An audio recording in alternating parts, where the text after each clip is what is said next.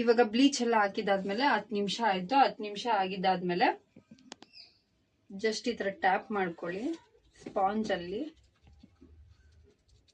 ಯಾಕಂದ್ರೆ ಅದು ಡ್ರೈ ಆಗಿರುತ್ತೆ. ಸೊ ಅದಕ್ಕೆ ಟ್ಯಾಪ್ ಮಾಡ್ಕೊಂಡಿರ್ತಾರ. ಈಗ ವೆಟ್ ಆಗಿರುತ್ತಲ್ವಾ ಬ್ಲೀಚು, ನಿಧಾನಕ್ಕೆ ರಿಮೂವ್ ಮಾಡ್ಕೊಳ್ಳಿ. ಯಾಕಂದ್ರೆ ಡೈರೆಕ್ಟ್ ಆಗಿ ರಬ್ ಮಾಡಬಾರ್ದು.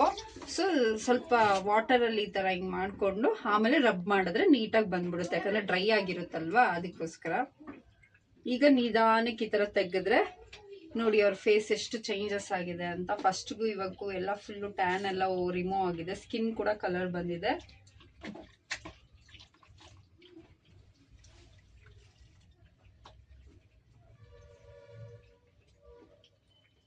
ನೋಡ್ಬೋದು ನೀವು ಎಷ್ಟು ನೀಟಾಗಿ ಬಂದಿದೆ ಅಂದ್ರೆ ಅವ್ರ ಸ್ಕಿನ್ನು.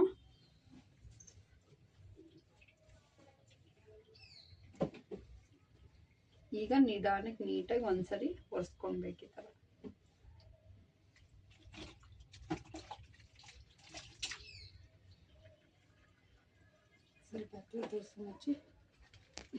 ನೋಡಿ ಇವಾಗ ಟ್ಯಾನ್ ಎಲ್ಲ ರಿಮೂವ್ ಆಗಿದೆ ನೀಟಾಗಿ. ಇವಾಗ ಇದ್ರ ಮೇಲೆ ಫೇಶಿಯಲ್ ಮಾಡಿದ್ರೆ ಒಳ್ಳೆ ಗ್ಲೋ ಬರುತ್ತೆ.